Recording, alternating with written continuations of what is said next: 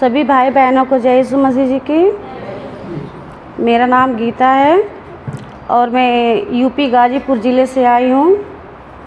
और अगले संडे को मैं आई थी। अगले संडे की गवाही थी कि मेरी बहन बहुत बीमार थी। पिछले संडे मेरी बहन बहुत बीमार थी। यहाँ तक कि हम लोग बनारस, लखनऊ और गाजीपुर, कासमाबाद हर जगह हम लोग इनको दिखाएं। जहाँ भी लेकर जाते थे डॉक्टर बोलते थे कि इनका बहुत ख़राब है, किडनी ज़्यादा ख़राब हो गया, इनकी किडनी की प्रॉब्लम है, इनका किडनी बढ़ा हुआ था।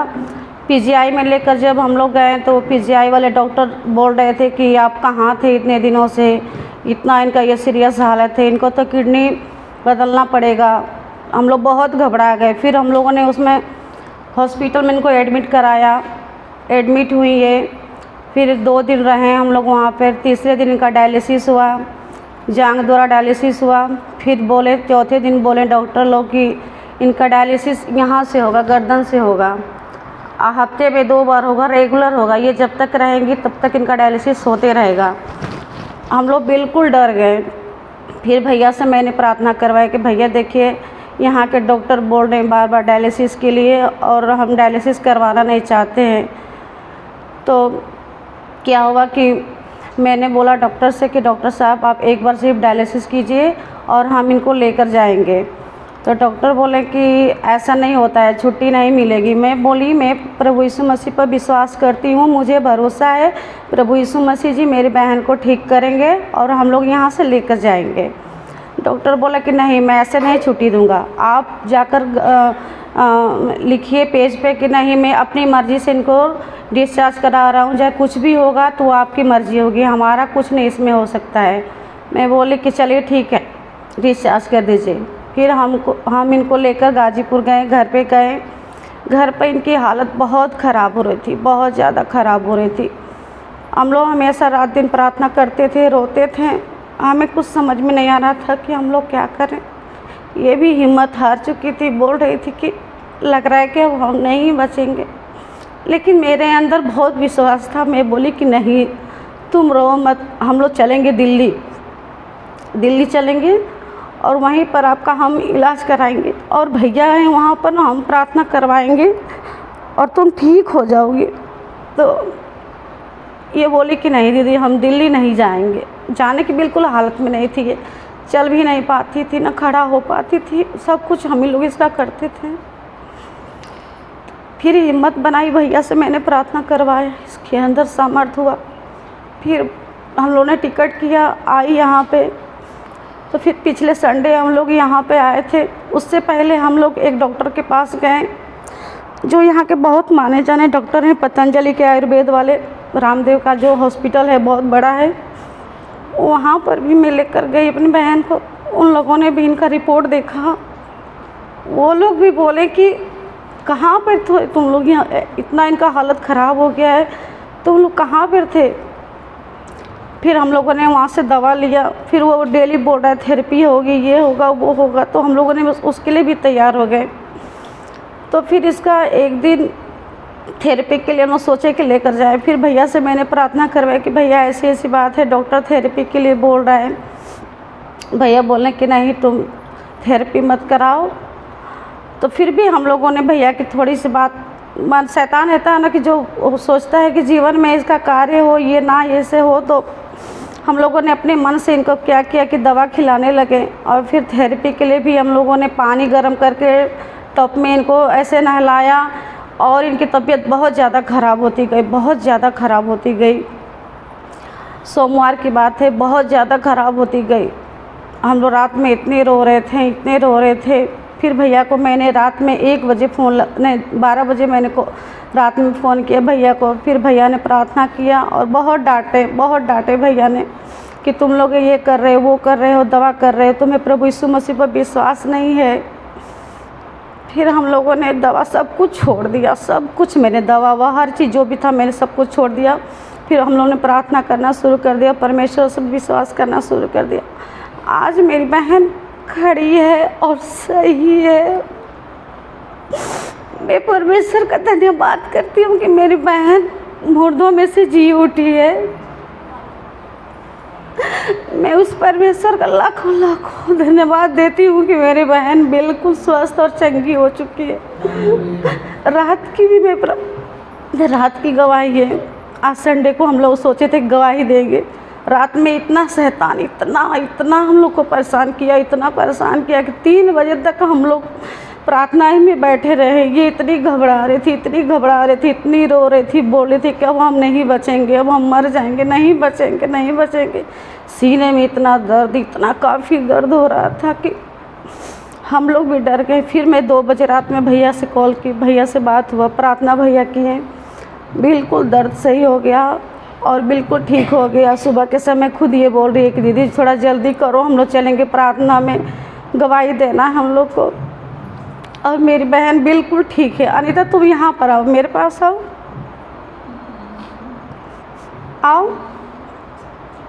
इसको लेके आओ। नहीं, वो खुद खड़ी हो जाएगी, खड़ी होकर आओ। आ जाओ, आप ही आ जाओ। ये इनके हस्बैंड है साथ में। बोलो सबको जय यीशु मसीह की।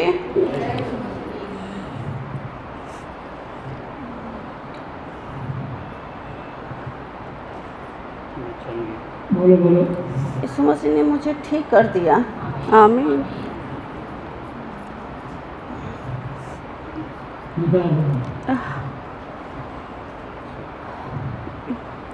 मेरी गवाही है रात में जब मैं सोई थी तो मेरे सीने में इतना घबराहट, जैसे कि ऐसा लग रहा था ना कि हार्ट बीट इतनी तेज़ हो रही है कि अब हम रहेंगे ही नहीं। इतनी हार्ट बीट तेज़ होने लगी। हम दीदी से कह रहे हैं कि दीदी अब हम नहीं बचेंगे। अब जानती हैं शैतान अब काम कर रहा है मेरे ऊपर, देखिए दरवाजे पे खड़ा है, ये कर रहा है, वो कर रहा है। तो दीदी कह रहे हैं नहीं कुछ नहीं होगा, यीशु मसीह है, भरोसा रखो, यीशु मसीह है। हम लोग फिर उसके बाद घुटना टेक के जब हम प्रार्थना करने लगे तब से मुझे सांस आना शुरू हो गया। यीशु मसीह के दास ने जब हमारे लिए प्रार्थना किया तब जाके हम सुकून से 1 घंटा तक सोए। और उसके बाद मैं सुबह उठ कर के दीदी से बोली कि जल्दी चलो, हम लोग कलेसिया चलेंगे और गवाही देंगे। सबको जय यीशु मसीह की। 2004 की गवाही है वो, और हम विश्वास किए विश्वास करते थे मैं विश्वास करती थी 10 में, लेकिन 2004 की गवाही है और वो मेरे पापा की गवाही है। मेरे पापा के शरीर में जिस तरह आयुब के शरीर में, पूरे शरीर में फोड़ा फुंसी हो गया था, उसी तरह मेरे पापा के शरीर में पूरा फोड़ा फुंसी हो गया था। मेरे पापा चल नहीं पाते थे, उठ नहीं पाते थे। और मेरे पापा को सभी लोग देखते थे तो बोलते थे कि कितना ये बदबू दे रहा है। सभी लोग ऐसे मुंह टेढ़ करते थे और हट जाते थे।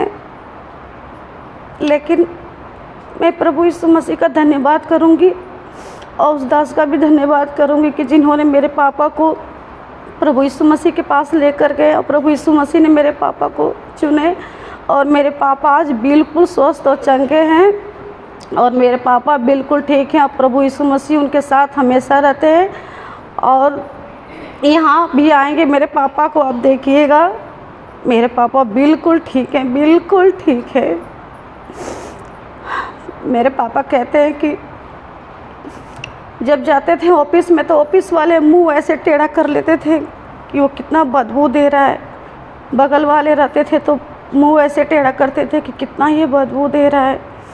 लेकिन एक दिन क्या हुआ कि मेरे पापा के ऑफिस में से जो सबसे बड़े साहब थे उन्होंने बोला कि तू इतना परेशान रहता है, इतना परेशान रहता है।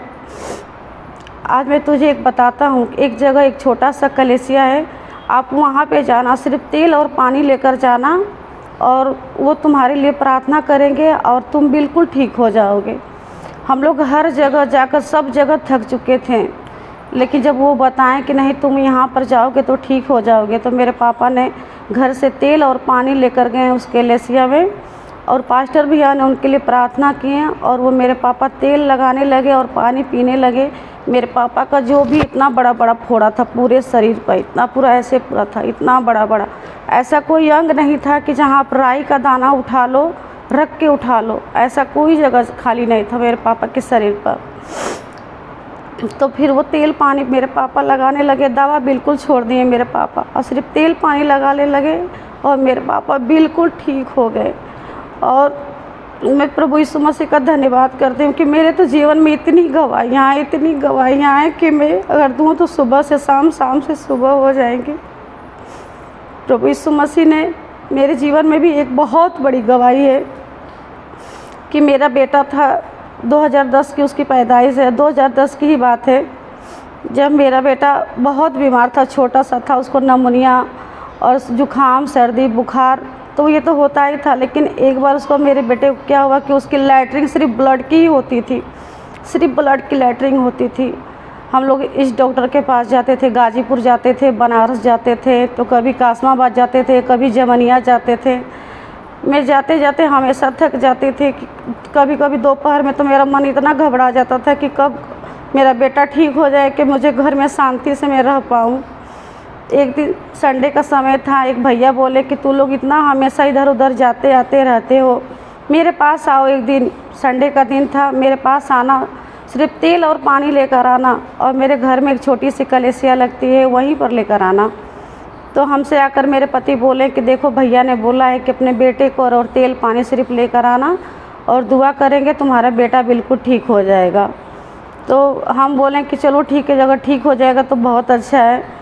तो मैं घर से तेल और पानी उनको दी और वो लेकर गए और मेरे बेटे को भैया ने वो प्रार्थना किया और तेल पानी सिर्फ पिलाए। और मेरा बेटा का जो ब्लड का इतना लैट्रिन होता था, जब भी लैट्रिन करता था इतना सिर्फ ब्लड ही लैट्रिन करता था और कुछ नहीं आता था उसके शरीर से, सिर्फ ब्लड का ही लैट्रिन था। मैं तो बहुत रोती थी, रात दिन में रोकर सिर्फ बिताती थी कि मेरा बेटा एक ही है, ठीक हो जाए जल्दी से। लेकिन प्रभु यीशु मसीह ने उसके द्वारा हमें चुना और फिर मेरे बेटे को तेल पानी पिलाने लगी, भैया ने दुआ कर दे दिया। मेरा बेटा बिल्कुल तुरंत नॉर्मल हो गया। जब हमने उनको तेल पानी पिलाना शुरू कर दिया, मेरा बेटा बिल्कुल ठीक हो गया, बिल्कुल ठीक हो गया। मैं प्रभु यीशु मसीह जी का धन्यवाद करती हूँ कि प्रभु यीशु मसीह ने मुझे लाखों करोड़ों में चुना, क्योंकि मेरे गांव में, मेरे घर में कोई विश्वासी नहीं था, सिर्फ मैं विश्वासी थी।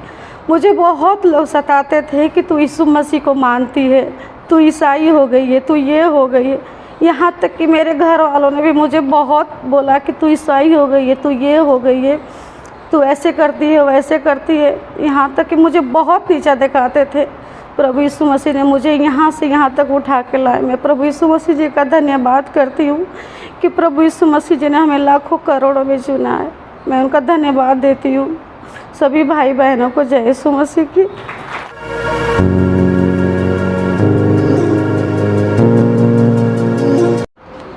सबको जय यीशु मसीह की।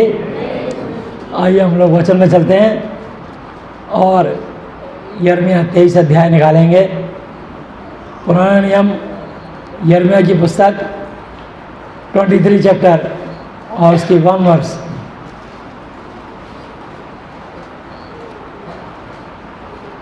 और परमेश्वर हमसे चाहते हैं इस वचन से कि झूठे भविष्यवक्ताओं से सावधान रहो। हालेलुया। झूठे भविष्यवक्ताओं से सावधान रहो। तो मैं आपको बताना चाहता हूँ कि जो परमेश्वर का वचन है हमें उसी की ओर कान लगाना चाहिए जिससे हम आशीष पाएँ। हालेलुया। तो यिर्मयाह 23 अध्याय और उसकी 1 वर्स 1 आयत से हम पढ़ने जा रहे हैं।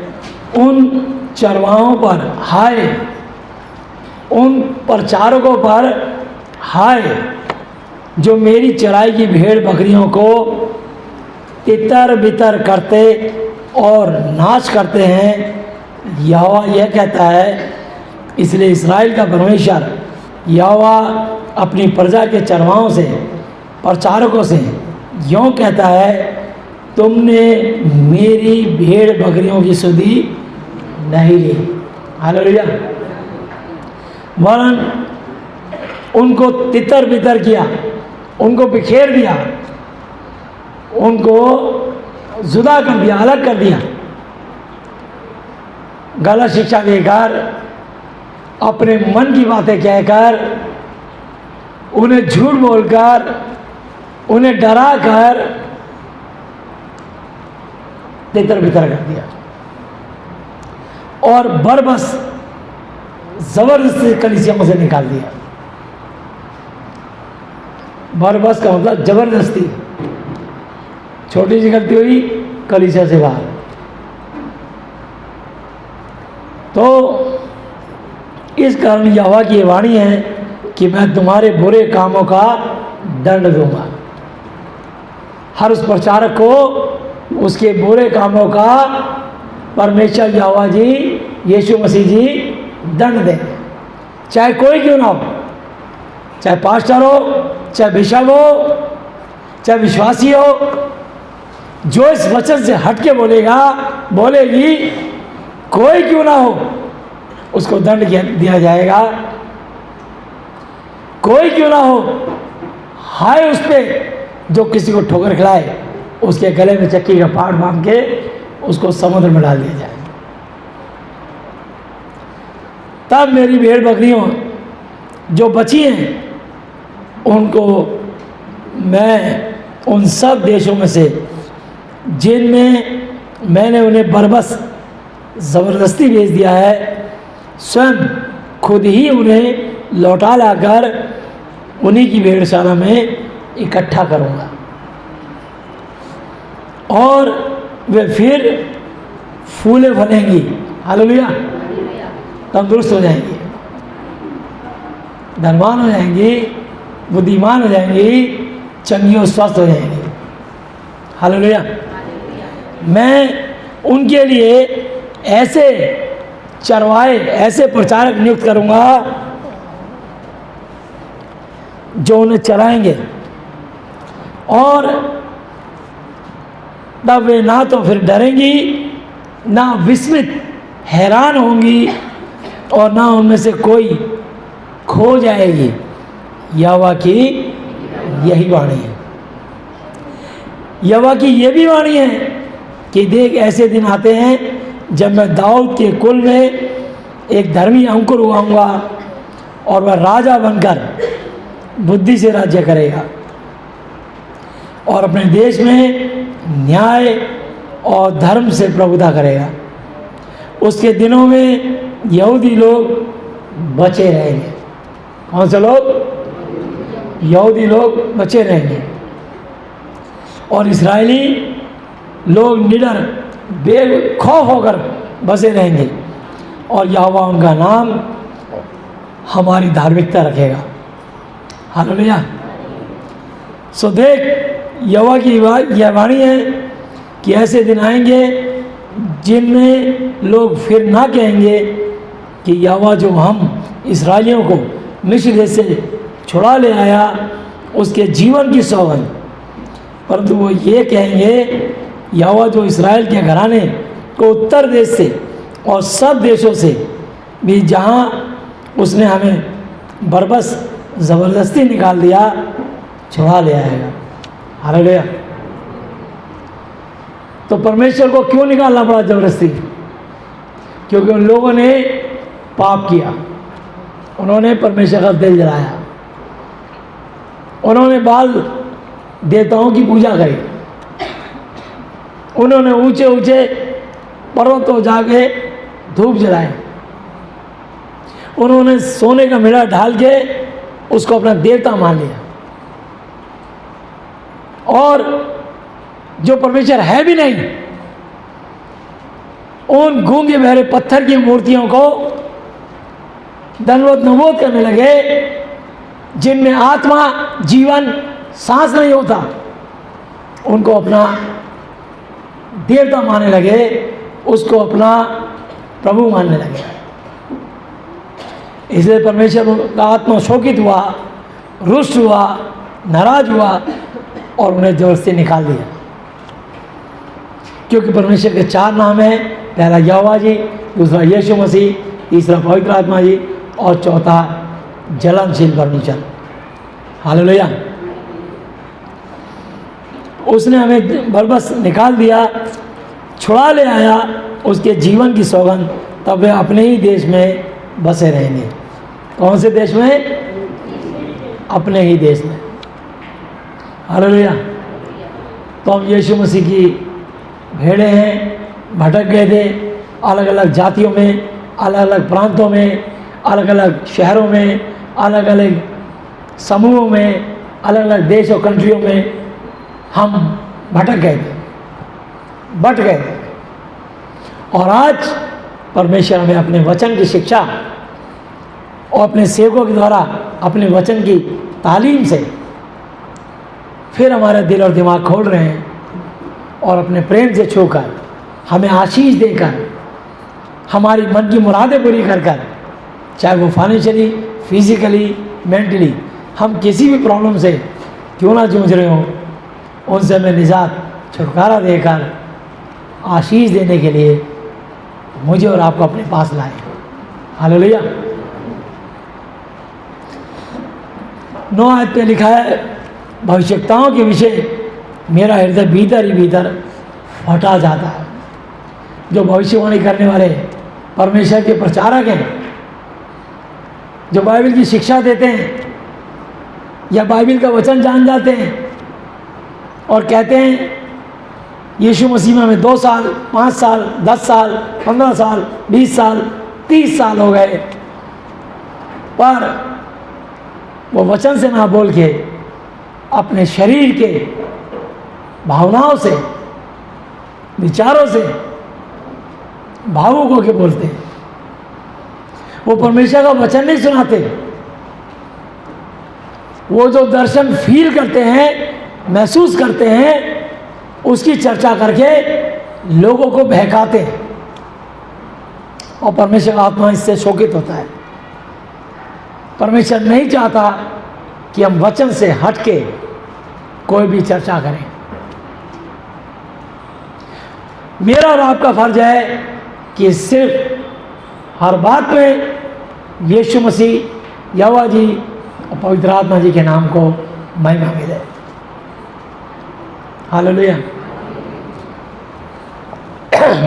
हम प्रभु से दुआ में मांगें कि प्रभु मुझे ऐसी बुद्धि, ज्ञान, समझ दे कि मेरा दिमाग ठिकाने में रहे।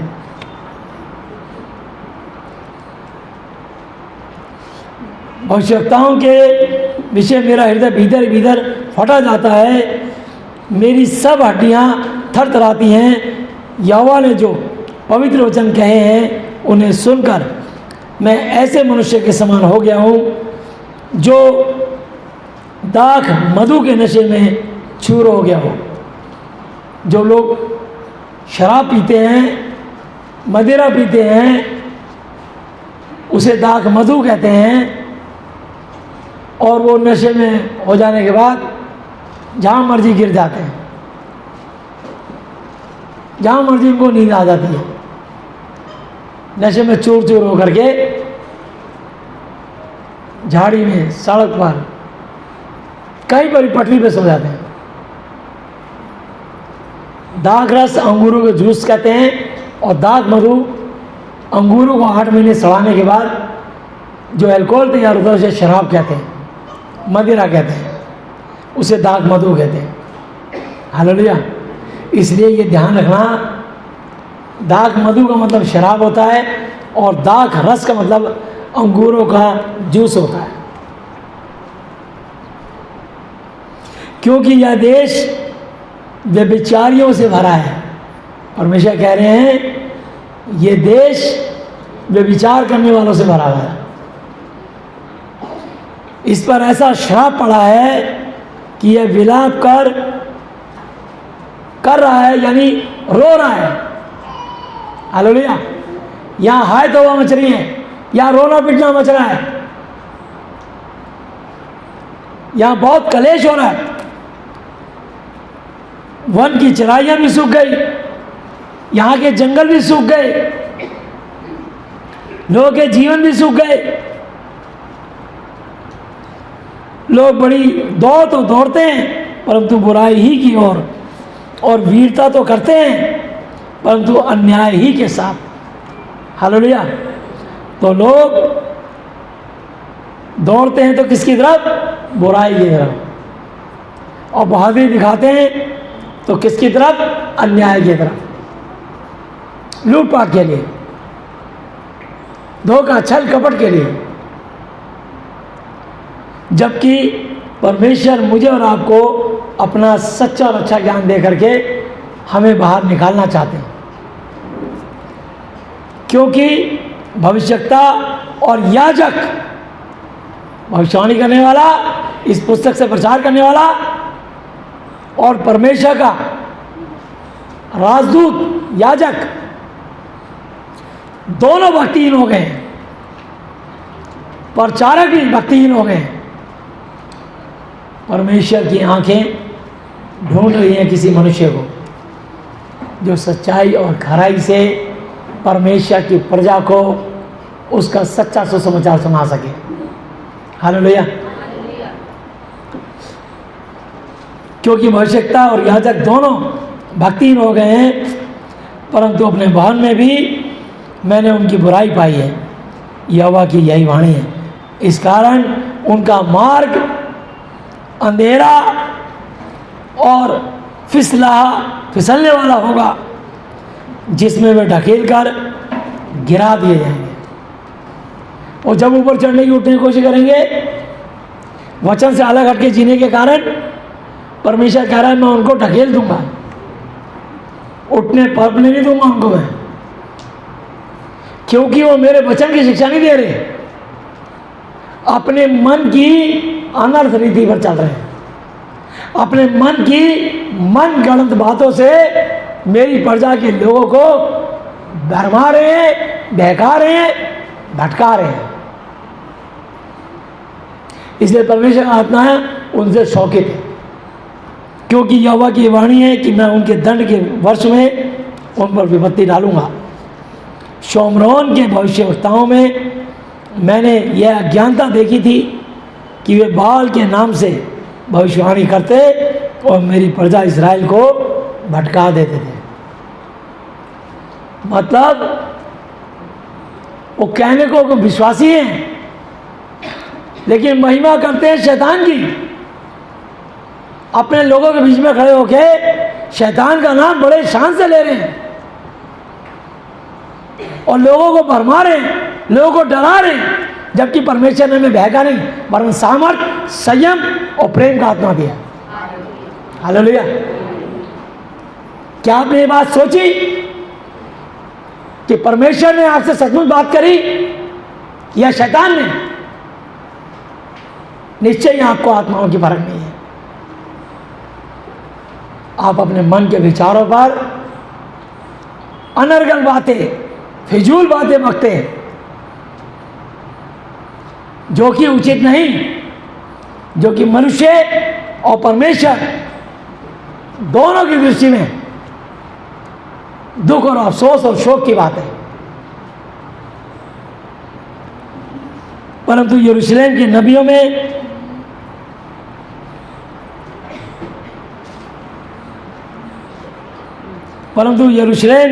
नबियों में मैंने ऐसे काम देखे हैं जिनसे रोंगटे खड़े हो जाते हैं, अर्थात व्यभिचार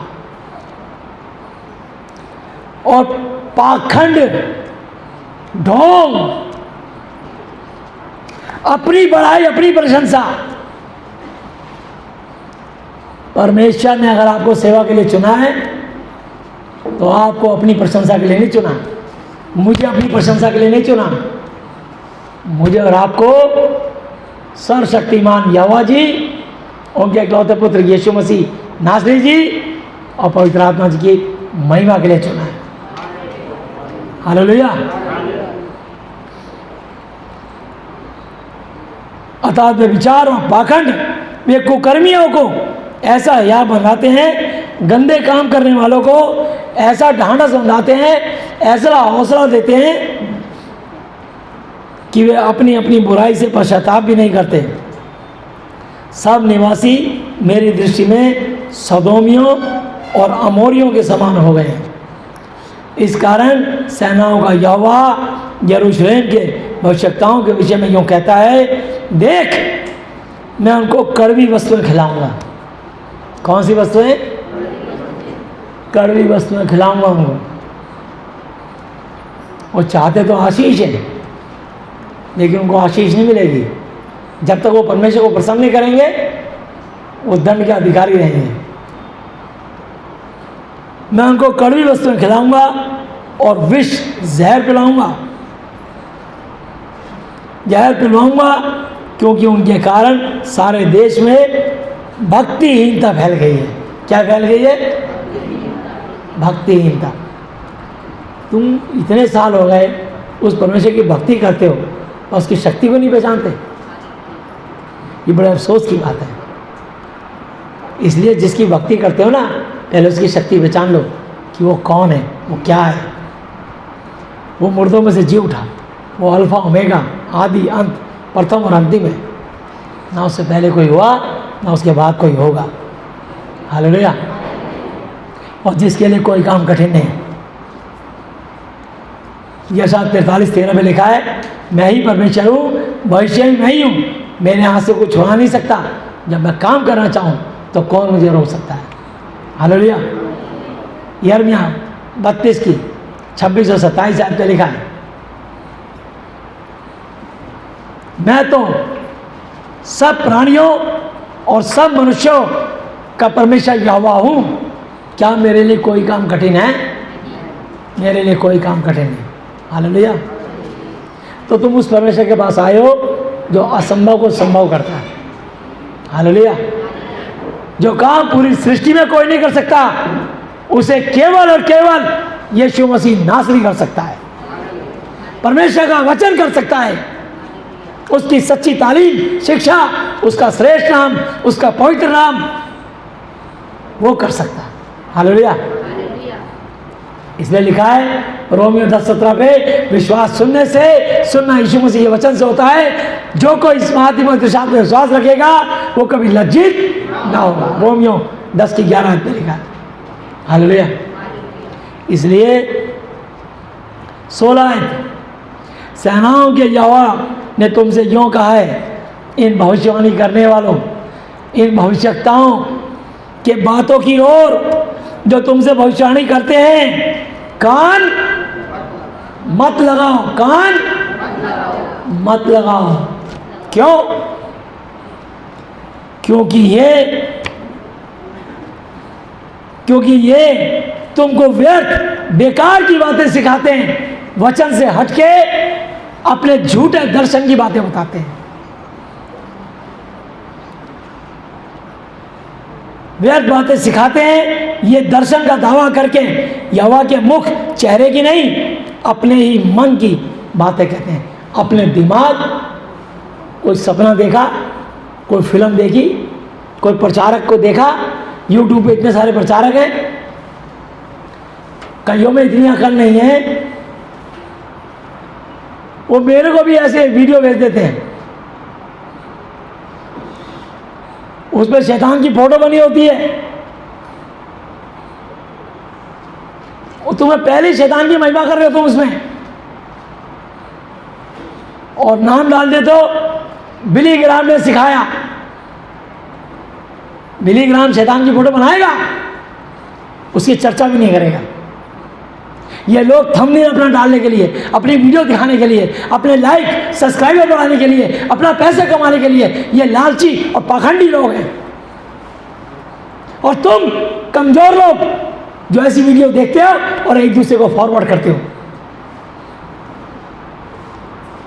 वचन में लिखा था जीव के वश में मृत्यु और जीवन दोनों होते हैं, और जो उसे काम में लाना था उसका फल भोगेगा। जीभ निकाल दी और जीभ पे सांप बना हुआ है, तुम्हारा दिमाग काम नहीं करता, तुमने कुछ सीखा नहीं, तुम आगे शैतान को बना रहे हो और वो पीछे वचन लिख रहे हो। तुम्हें शैतान ने तुम्हारी बुद्धि को खोखला कर दिया। बड़े शर्म की बात है ये। खबरदार मेरे पास ऐसी वीडियो भेजी तो मैं नाम नहीं लेना चाहता, जिस पे शैतान की फोटो बनी हो, थंबनेल बनाओ, या कोई भी ऐसी जीसस की या क्रॉस की तस्वीर बनी हो, मेरे पास वीडियो मत भेजना। कान खोल कर सुन लो।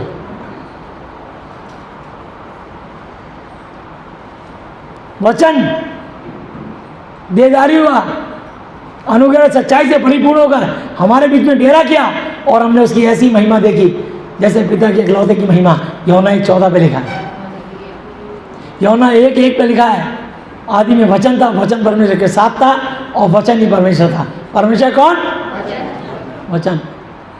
अगर वचन लिखा हो तो उसको वीडियो देखो, तुम्हारा दिमाग ठीक रहेगा।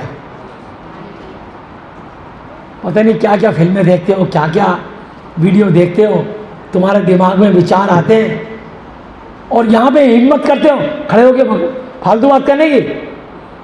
परमेश्वर डर नहीं लगता, शर्म नहीं आती? रिकॉर्डिंग हो गई तुम्हारी,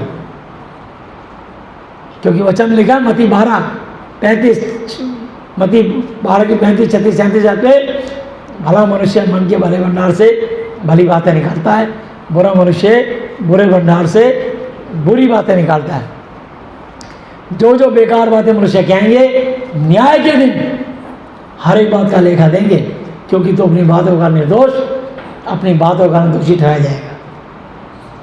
यहाँ जो लोग चंगे होते हैं, या दुनिया में जहाँ भी चंगे होते हैं, वो यीशु के वचन और यीशु पवित्र आत्मा की सामर्थ्य से, उसकी सच्चाई से लोग चंगे होते हैं। यीशु की तस्वीर और क्रॉस से ठीक नहीं होते लोग। इसलिए मैंने अपने बच्चों को कभी जीसस की फिल्म ही नहीं दिखाई बचपन से, कि उनके दिमाग में ये चित्र ना, इमेजिनेशन ना आ जाए। तुम लोग क्या करते हो यार? मैं उसी दिन प्रचार कर रहा हूँ कि एक प्रचारक जो कि रेफरेंस देते के बताता है कि फलाने शास्त्र के अंदर यहाँ ये लिखा है, वहाँ वो लिखा, वो पूरी शैतान की महिमा कर रहा है। क्या बाइबल का वचन थोड़ा है, कम पड़ गया, जो उसको और पुस्तक से ज्ञान इकट्ठा करना पड़ रहा है? 22 साल उसने अपने वेस्ट कर दिए उस ज्ञान को खोजने में। तो लोगों को प्रभावित कर रहा है, परमेश्वर से प्रभावित नहीं है। चाहे वो डॉक्टर लिखे अपने नाम के आगे, चाहे वो रेवरेंड लिखे, चाहे वो आचार्य लिखे, चाहे वो कुछ भी लिखे, चाहे कहीं भी डिग्री लेके पीएचडी कर ली हो, लेकिन परमेश्वर की अनुग्रह तभी होती है जब कोई सच्चाई खराई से इस वचन से उसकी महिमा उतारता है।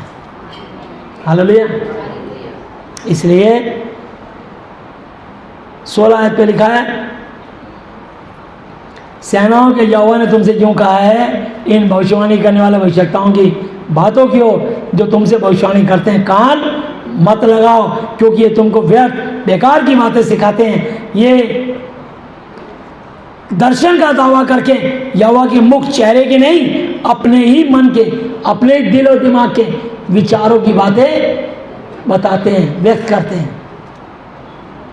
ये इनके पर्सनल थॉट होते हैं, ये पर्सनल विचार होते हैं। अरे वाह, वो परमेश्वर स्वर्ग में रहता है, तू धरती पर है, वो परमेश्वर है, तू मनुष्य है। वहां बड़े बड़े रॉकेट नहीं पहुंच पाते, उसके बनाए हुए नीले आसमान को नहीं छू पाते, स्वर्ग में क्या जाएंगे। आज ये वचन तुम्हारा दिमाग खोल देगा ताकि तुम आत्माओं की परख कर सको। यहां समय वेस्ट करने की जरूरत नहीं, हमें आत्माओं की परख है। ये मत समझना कि तुम्हें कुछ कहा नहीं जाता तो समय वेस्ट करोगे, समय वेस्ट नहीं करोगे। सोच समझ के गवाही देना, जो यीशु मसीह ने काम किया है सच्ची गवाही देना, कोई झूठी गवाही नहीं देगा, कोई मन गढ़ंत बातें या नहीं बोलेगा खड़ा होके, कोई क्यों ना हो, सिर्फ परमेश्वर की महिमा करेगा। हालेलुया। सोया लिखा है, जो लोग मेरा तिरस्कार करते हैं, मेरा अनादर करते हैं, उनसे ये भविष्यवाणी करने वाले सदा कहते रहते हैं कि यहोवा कहता है तुम्हारा कल्याण होगा। और जितने लोग अपने हठ जिद ही पर चलते हैं, उनसे ये कहते हैं तुम पर कोई विपत्ति मुसीबत नहीं पड़ेगी। भला कौन यहोवा के गुप्त सभा में खड़ा होकर उसका वचन सुनने और समझने पाया है? कौन है जो जीते जी स्वर्ग में चला जाए? हालेलुया।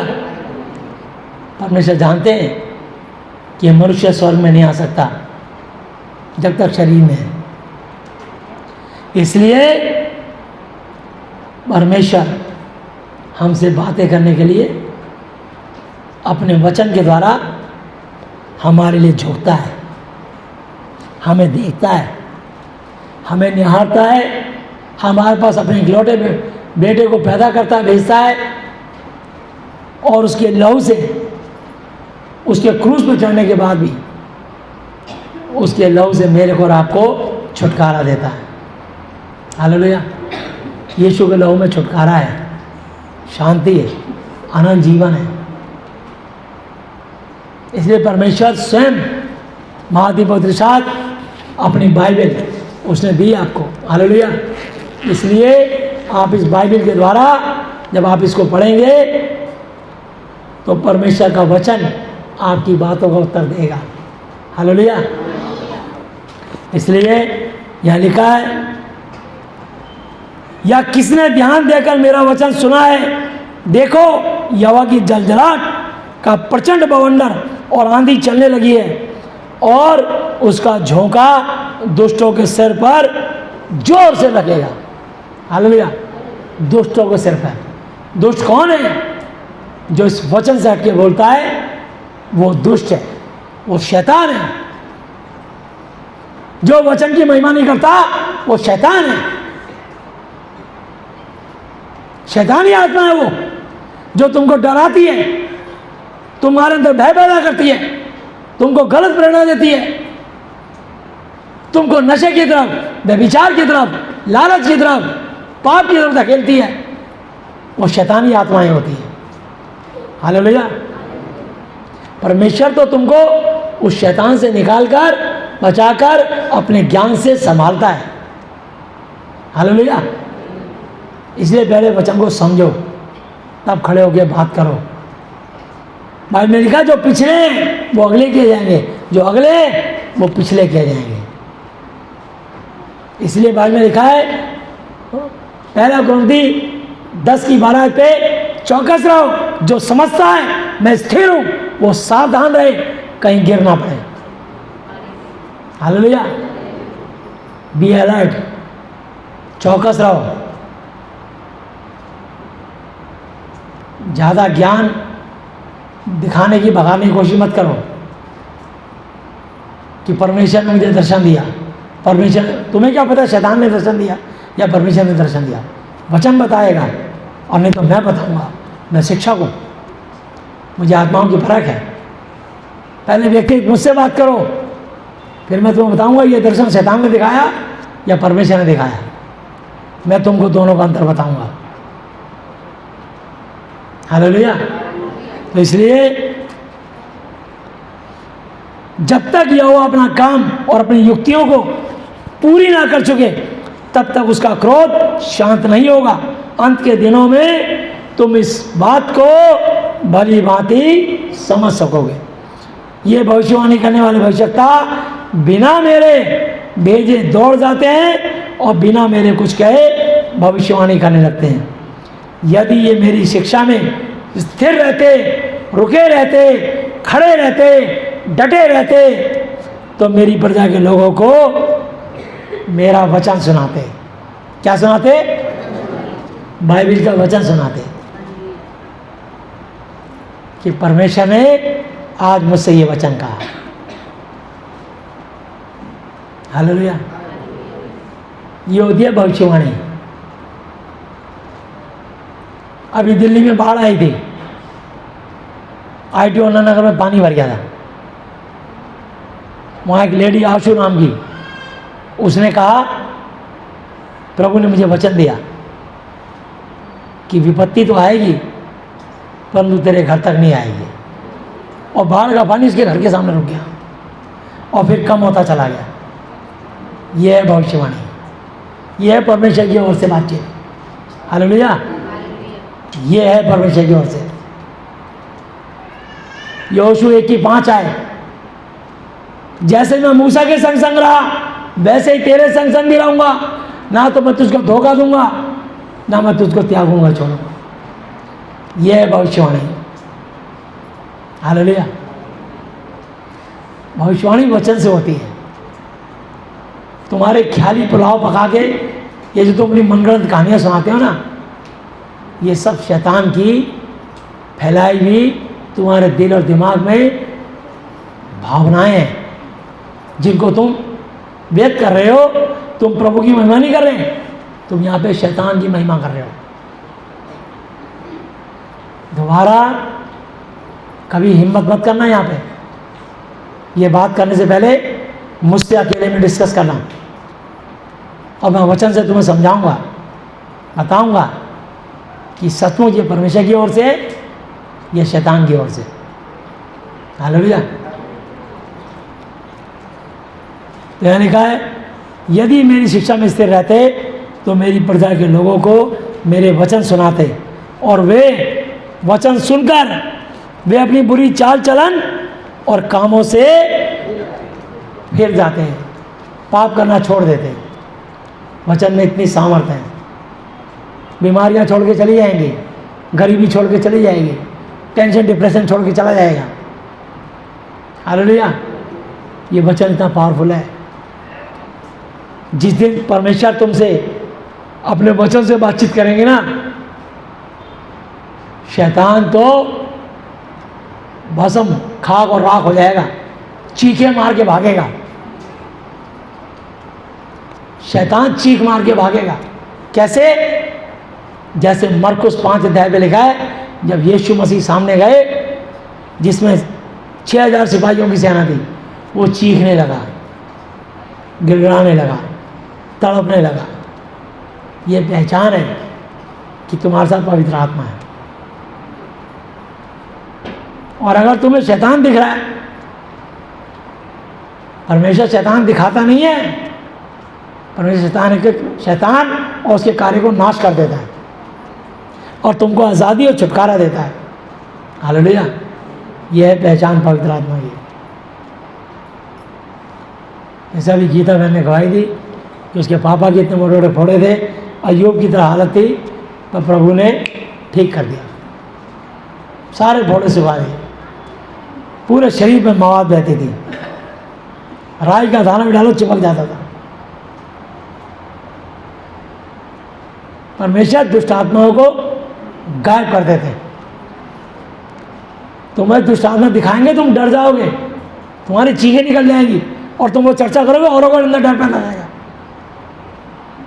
ये तुमको पता नहीं तुम क्या बोल रहे हो, तुम अपने मन की अनर्थ रीति पे चल रहे हो। और यहाँ लिखा है, ये उन्हीं लोगों के लिए जो झूठी भविष्यवाणी करते हैं, गलत शिक्षा देते हैं, वचन से हट के बोलते हैं, ये उनके लिए प्रचार किया जा रहा है ताकि तुमको आत्माओं की परख हो। क्योंकि परमेश्वर का राज्य बातों में नहीं बल्कि सामर्थ्य में है। हालेलुया। परमेश्वर ऐसी बातें नहीं करते। परमेश्वर सामर्थ्य काम करके अपनी महिमा प्रकट करते हैं। हालेलुया। वो तुम्हारे बंद रास्ते खोल देंगे। वो तुम्हारी बीमारियां, तुम्हारा कैंसर, तुम्हारा एड्स, तुम्हारी टीबी, तुम्हारे अंदर जितनी बुरी आत्माओं, नशे की आत्मा, वो गायब कर देंगे। यह है परमेश्वर की विशेषता, खासियत। हालेलुया। तो यहाँ लिखा है, यहोवा की ये वाणी है, क्या मैं ऐसा परमेश्वर हूँ जो दूर नहीं निकट ही रहता हूँ। फिर यहोवा की ये वाणी है, क्या कोई ऐसे गुप्त स्थानों में छिप सकता है कि मैं उसे ना देख सकूं? क्या स्वर्ग और पृथ्वी दोनों मुझसे परिपूर्ण नहीं है? दोनों परिपूर्ण से। मैंने भविष्यताओं की बातें भी सुनी हैं जो मेरे नाम से ये कहकर झूठी भविष्यवाणी करते हैं कि हमें यहोवा ने दर्शन दिए, हमें यीशु मसीह ने दर्शन दिए, और मैं यीशु मसीह ने ऐसा कहा। तुम्हें कोई यहोवा यीशु ने दर्शन नहीं दिए, कोई पवित्र आत्मा ने तुम्हारी अगुवाई नहीं की, दुष्ट आत्मा ने तुमको चकमा दे दिया। बाइबल में लिखा, शैतान हो सका तो चुने हुए लोगों को ही भरमा देगा। हालेलुया। इसलिए लिखा, जागते रहो कि तुम परीक्षा में ना पढ़ो। मैंने इन भविष्यवक्ताओं को की बातें भी सुनी जो मेरे नाम से ये कहकर झूठी भविष्यवाणी करते हैं कि मैंने स्वप्न देखा है, स्वप्न, मैंने दर्शन देखा है, दर्शन। जो भविष्यवक्ता झूठ मूठ भविष्यवाणी करते हैं और अपने मन ही के छल के भविष्यवक्ता हैं, तो शैतान छल करता है, शैतान चकमा देता है। इसलिए पहले आत्माओं को परखो, ये परमेश्वर की ओर से है या शैतान की ओर से। तभी तो मैं लोगों को समझाता हूं, यीशु मसीह प्रिंटिंग प्रेस में नहीं छपते, और जो प्रिंटिंग प्रेस में छप गया वो यीशु मसीह नहीं हो सकता। हालेलुया। अब वो चाहे यीशु की तस्वीर हो, चाहे वो मरियम की तस्वीर हो, चाहे वो क्रॉस का निशान हो, जिसको इंसान ने निर्माण किया वो परमेश्वर नहीं हो सकता। हालेलुया। यहाँ लिखा है,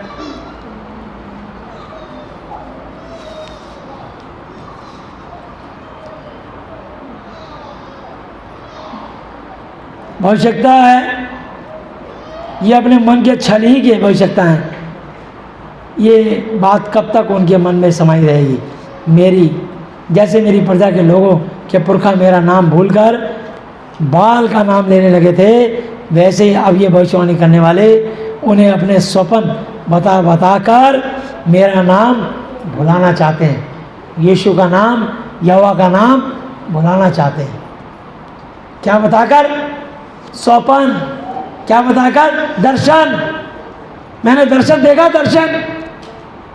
मैंने स्वप्न देखा, स्वप्न। वचन कम पड़ गया, तुम दर्शन देखने लग रहे हो। ये दर्शन परमेश्वर की ओर से नहीं है, ये स्वप्न परमेश्वर की ओर से नहीं है, ये शैतान की ओर से स्वप्न था। तो लिखा है, यदि किसी भविष्यवक्ता ने स्वप्न देखा हो तो वह उसे बताए, परंतु जिस किसी ने मेरा वचन सुना हो तो वह मेरा वचन सच्चाई से सुनाए। कैसे सुनाए? सच्चाई से। तुम सत्य को जानोगे, सत्य तुम्हें स्वतंत्र करेगा। हालेलुया। सच्चाई से सुनाए। यहोवा की ये वाणी है, कहाँ भूसा और कहाँ गेहूं। यहोवा की यह भी वाणी है कि क्या मेरा वचन आग सा नहीं है, फिर क्या हुआ ऐसा हथौड़ा नहीं जो पत्थर को फोड़ डाले। यहोवा की यह भी वाणी है, देखो जो भविष्यवक्ता मेरे वचन औरों से चुरा चुरा कर बोलते हैं, मैं उनके विरुद्ध अगेंस्ट हूँ। फिर यहोवा की यह भी वाणी है कि जो भविष्यता उसकी ये वाणी है कि ऐसी झूठी वाणी, झूठी बातें कहकर अपनी जीभ डुलाते हिलाते हैं, मैं उनके भी अगेंस्ट, उनके भी विरुद्ध हूँ।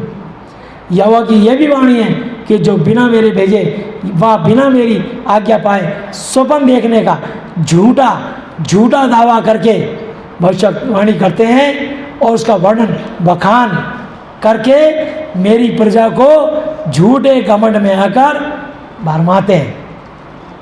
झूठे घमंड में आकर, बाद में लिखा याकूब पत्री 4:6 पे, परमेश्वर अभिमानियों का विरोध पर दीनों पर अनुग्रह करता है।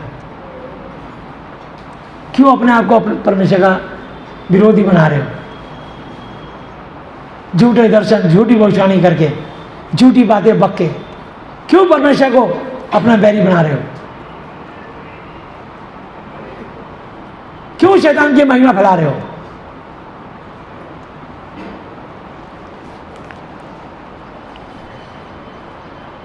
मेरी प्रजा को झूठे गुण में आकर भरमाते हैं और उनके भी मैं विरुद्ध हूं और उनसे मेरी प्रजा के लोगों का कुछ लाभ ना होगा।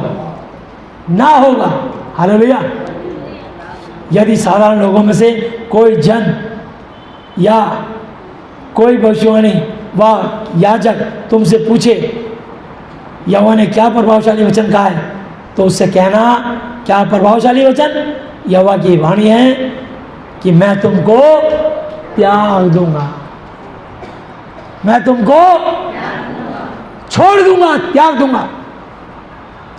खबरदार किसी ने झूठी भविष्यवाणी करी। और जो भविष्यता व याजक व साधारण मनुष्य यहोवा का कहा हुआ भारी वचन ऐसा कहता रहे, उसको घराने समेत दंड दूंगा, उसके परिवार समेत परमेश्वर का रमस को दंड दूंगा। ना केवल उस झूठ बोलने वाले को, उसके पूरे परिवार को दंड दूंगा मैं। खबरदार किसी ने झूठी भविष्यवाणी करी तो कोई वचन है तो दो बाइबल का। क्यों डर पैदा कर रहे हो? परमेश्वर का वचन तो शांति देता है, परमेश्वर का वचन तो छुटकारा देता है, परमेश्वर का वचन तो निर्भय कर देता है,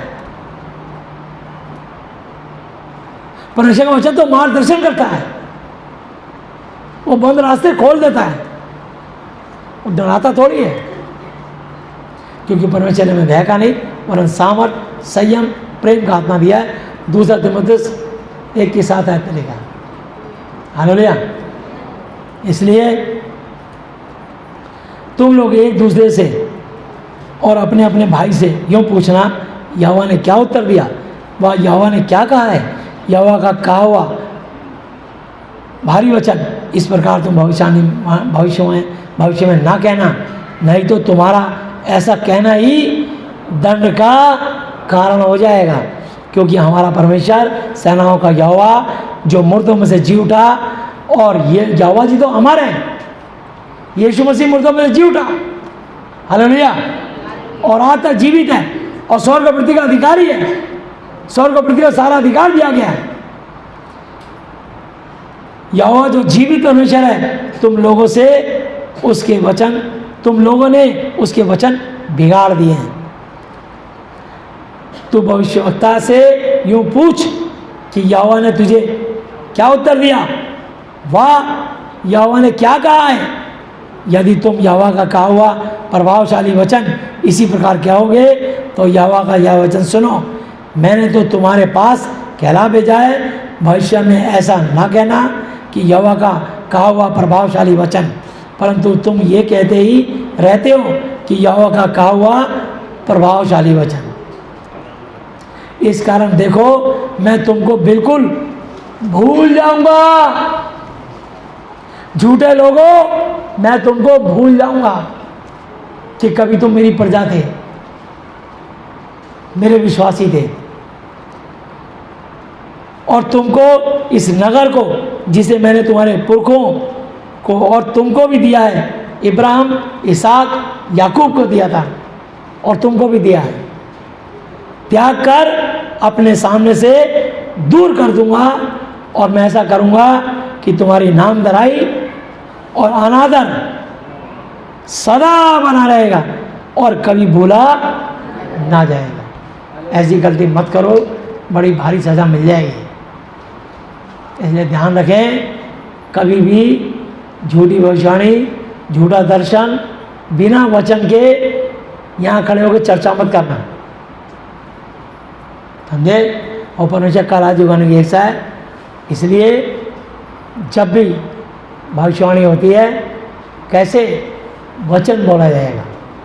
जैसे तुम परेशानी में आ गए, निर्गमन 14 निकालो, वहाँ लिखा है तुम चुपचाप और शांत रहो, यह बात आप ही तुम्हारी ओर से लड़ेगा। यह है भविष्यवाणी।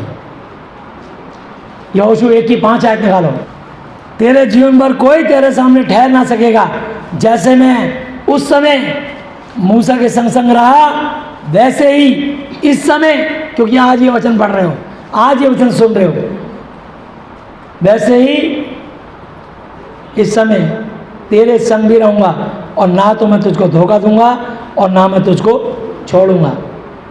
ये मैंने उस समय और इस समय क्यों बोला? मैंने एक बार सुना, मैं एक मीटिंग में था, पता वहाँ एक क्रिश्चियन ने क्या कहा, अरे ये तो मूसा से कहा था यहोवा जी ने। इसलिए आज मैं तुम्हें सिखा रहा हूँ, उस समय मूसा से कहा था और इस समय आपसे कह रहा है परमेश्वर।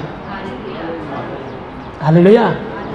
इसलिए क्लियर कर दिया मैंने, क्योंकि परमेश्वर इब्रानी 13:8 पे लिखा है यीशु मसीह कल, आज और युगानुयुग एक सा है। इस समय आपसे बात हो रही है। हालेलुया। इसलिए लिखा है, इसलिए हियाव बांधकर दृढ़ हो जा, क्योंकि जिस देश के देने की शपथ मैंने लोगों के पूर्वज से दिखाई थी, उसका अधिकारी तू इन्हें करेगा। इतना हो कि तू हियाव बांधकर और बहुत दृढ़ होकर जो व्यवस्था मेरे दास मूसा ने तुझे दी है, उन सब के अनुसार करने में चौकसी सावधानी करना, उससे ना तो दाहिने मुड़ना ना बाएं, तब जहाँ जहाँ तू जाएगा जाएगी, वहाँ वहाँ तेरा काम सफल होगा। प्रभु यीशु मसीह की दया से, इस वचन के कारण, हालेलुया, व्यवस्था की यह पुस्तक तेरे चित्त, तेरे दिल और तेरे दिमाग से कभी ना उतरने पाए। इन्हीं वचनों में, इसी में दिन रात ध्यान दिए रहना, इसलिए कि जो कुछ उसमें लिखा है उसके अनुसार करने की तू चौकसी सावधानी करे, क्योंकि ऐसा ही करने से तेरे सब काम सफल होंगे। कितने काम?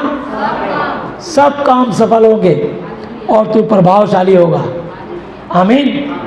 तुम रिस्पेक्टेड पर्सन बन जाओगे, तुम्हारी इज्जत बन जाएगी, परमेश्वर तुम्हारी इज्जत बढ़ाएंगे, वो भी तब जब तुम उनकी महिमा करोगे।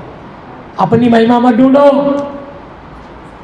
फिलिप्पियों 2:20-21 आयत में लिखा है, मेरे पास ऐसे स्वभाव का कोई नहीं जो शुद्ध मन से तुम्हारी चिंता करता हो, क्योंकि सब के सब अपने स्वार्थ की खोज में रहते हैं, ना कि यीशु मसीह की। जिस दिन तुम यीशु मसीह की जब खोज करने लग जाओगे और यीशु की महिमा बढ़ाने लग जाओगे, परमेश्वर तुमको बढ़ाने लग जाएंगे। हालेलुया।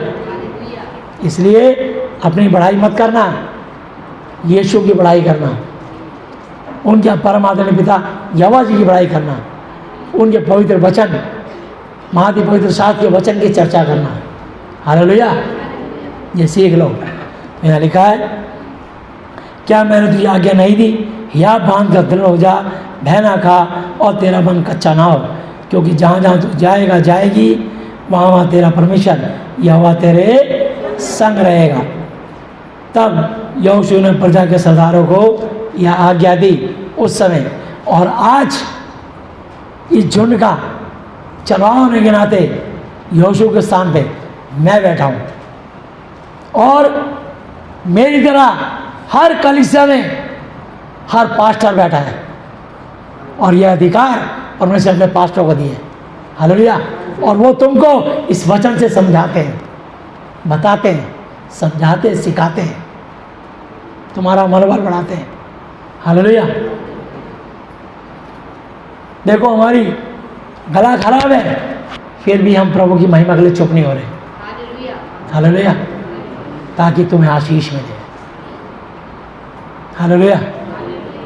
लेकिन ये पहले आत्मिक मन्ना खा लो, ताकि तुम्हारी आत्मा मजबूत हो जाए और तुम में से कोई कमज़ोर, निर्बल, दुर्बल, बीमार, रोगी, परेशान निर्धन ना रहे, ताकि तुम बलवान, शक्तिशाली और परमेश्वर की आशीष से भर जाओ, ताकि औरों के लिए आशीष का कारण ठहरो। हालेलुया।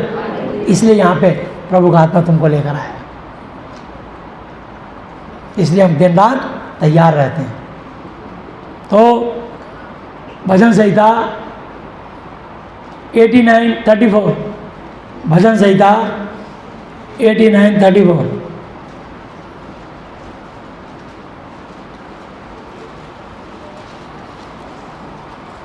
मैं अपनी वाचा नहीं तोड़ूंगा, मैं अपना वचन नहीं तोड़ूंगा, और जो मेरे मुंह से निकल चुका है उसे ना बदलूंगा।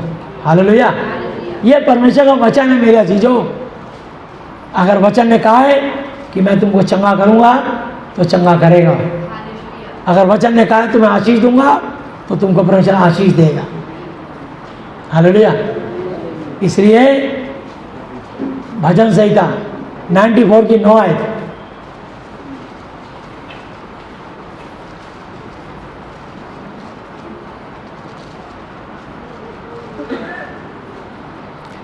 जिसने कान दिया क्या वो आप नहीं सुनता, जिसने आँख रची क्या वो आप नहीं देखता। हमारा परमेश्वर सुनता भी है और देखता भी है। हालेलुया। और महान है और उसकी करुणा सदा की है। हालेलुया। तो इसलिए मत्ती की पुस्तक 24 अध्याय 35 है, आकाश और पृथ्वी टल जाएंगे परंतु मेरा वचन कभी ना टलेगा। हालेलुया। इसलिए अगर बाइबल का वचन बोलोगे तो बिना पूरा करे हुए लौटेगा नहीं। इसलिए अपने दिमाग और अपनी ज़बान पे ताला लगा लो, वचन से चर्चा करो, वचन बोलो, वचन जाएगा सृष्टि में काम करके लौट के आएगा। हालेलुया। क्योंकि वचन जो कहता है वो पूरा होता है। इसी प्रकार यशाया 55 अध्याय 55 और उसके 6 आयत से पढ़ रहा हूँ। जब तक यहोवा मिल सकता है तब तक उसकी खोज में रहो, जब तक वह निकट है तब तक उसे पुकारो। दुष्ट अपनी चाल चलन और अनर्थकारी अपने सोच विचार छोड़कर यहोवा ही की ओर फिरे, वह उस पर दया करेगा। वह हमारे परमेश्वर की ओर फिरे, वह पूरी रीति से उसको क्षमा करेगा। यहोवा, क्योंकि यहोवा कहता है मेरे विचार और तुम्हारे विचार एक समान नहीं है, न तुम्हारी गति और मेरी गति एक सी है। क्योंकि मेरी और तुम्हारी गति में, मेरे और तुम्हारे सोच विचारों में आकाश और पृथ्वी का अंतर है। जिस प्रकार से वर्षा और हिम आकाश से गिरते हैं और वहाँ यूं ही लौट नहीं जाते, बल्कि वरन भूमि पर पड़कर उपज खेती को उपजाते हैं, जिससे बोने वाले किसान को बीज और हम जैसे पब्लिक को, खाने वाले को रोटी मिलती है, उसी प्रकार से मेरा वचन भी होगा जो मेरे मुख से निकलता है वो व्यर्थ बेकार ठहरकर मेरे पास नहीं लौटेगा, परंतु जो मेरी इच्छा है उसे वो पूरा करेगा, और जिस काम के लिए मैंने उसको भेजा है उसको वह सफल करेगा। आमीन। तो प्रभु का वचन ऐसे नहीं लौटता, बिना काम करे नहीं लौटता। हालेलुया। इसलिए वचन बोलो और कोई फालतू बात नहीं। अगर वचन नहीं मालूम चुपचाप बैठ जाओ। कभी तो हम शिक्षा के यहाँ तुमको शिक्षा दे रहे हैं, तुम्हारा मनोबल बढ़ा रहे हैं इस वचन से, यीशु के श्रेष्ठ नाम से, यहोवा जी के सामर्थी नाम से। हालेलुया। तो परमेश्वर महान है, उसकी करुणा सदा की है। हालेलुया। इसलिए कभी अपने में घमंड मत करना। इसलिए 2 Corinthians 10 की 17-18 है, परंतु जो घमंड करे वह प्रभु यीशु मसीह पे घमंड करे, क्योंकि जो अपनी बड़ाई करता है वह नहीं, परंतु जिसकी बड़ाई प्रभु करता है वही ग्रहण किया जाता है। हालेलुया। इसलिए कोई अपनी बड़ाई ना करे, यीशु मसीह की बड़ाई करो, उसके वचन की बड़ाई करो, यीशु के श्रेष्ठ नाम की बड़ाई करो। हालेलुया। इसलिए दूसरा कुरिन्थी 8 की 9 आयत, दूसरा कुरिन्थी 8 की 9 आयत। तुम हमारे प्रभु यीशु मसीह का अनुग्रह जानते हो कि वो धनी होकर भी तुम्हारे लिए कंगाल बन गया, ताकि उसके कंगाल जाने से तुम लोग धनी हो जाओ। आमीन। तो याकूब की पत्री 5 की 12 आयत पे लिखा है, हे मेरे भाइयों, सबसे श्रेष्ठ बात यह है कि शपथ ना खाना, ना तो स्वर्ग की, ना पृथ्वी की, ना किसी वस्तु की, और तुम्हारी बातचीत हाँ की हाँ और ना की ना हो, ताकि तुम दंड के योग्य ना ठहरो। यदि तुम में कोई दुखी हो तो वह प्रार्थना करे यीशु मसीह से, यदि आनंदित हो तो वह भजन गाए यीशु मसीह के, यदि तुम्हें कोई रोगी हो तो कलीसिया के प्राचीनों को बुलाएं और प्रभु यीशु मसीह के नाम से उस पर तेल मलकर उसके लिए प्रार्थना करें, और विश्वास की प्रार्थना के द्वारा रोगी बच जाएगा और प्रभु यीशु मसीह उसको उठाकर खड़ा करेगा। यदि उसने पाप भी किए हो तो उनकी भी क्षमा हो जाएगी। इसलिए तुम आपस में एक दूसरे के सामने अपने अपने पापों को मान लो, एक दूसरे के लिए प्रार्थनाएं दुआएं करो, जिससे चंगे स्वस्थ हो जाओ, क्योंकि धर्मी जन की प्रार्थना के प्रभाव से बहुत कुछ हो सकता है। हालेलुया। दूसरा कुरिन्थी 13 की 14 आयत पढ़ेंगे। प्रभु यीशु मसीह का अनुग्रह और परमेश्वर यहोवा जी का प्रेम और पवित्र आत्मा जी की सहभागिता तुम सबके साथ यीशु के नाम में होती रहे, बनी रहे और बिना रुके बढ़ती चली जाए। आमीन। तो प्रभु यीशु मसीह अब तक के अपने जीवित वचन का पढ़े सुनाने पर हमें से प्रत्येक को बताया से आशीष दे। आमीन। हालेलुया। बोलो प्रभु यीशु मसीह की, यीशु की महिमा के लिए तालियां।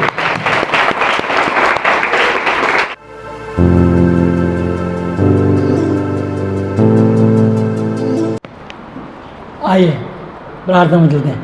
हे हमारे पिता, आप जो स्वर्ग में हैं, आपका नाम पवित्र माना जाए, आपका राज्य आए, आपकी इच्छा जैसी स्वर्ग में पूरी होती है वैसे पृथ्वी पर भी हो। हमारी दिन भर की रोटी आज हमें दें, और जिस प्रकार हमने अपने अपराधियों को क्षमा किया है वैसे ही आप भी हमारे अपराधों को क्षमा करें, और हमें परीक्षा में ना लाएं परंतु बुराई से बचाएं, क्योंकि राज्य और पराक्रम और महिमा सदा ही आपके हैं, मेरे प्रभु यीशु मसीह जी के नाम से। आमीन। Hallelujah, hallelujah, hallelujah.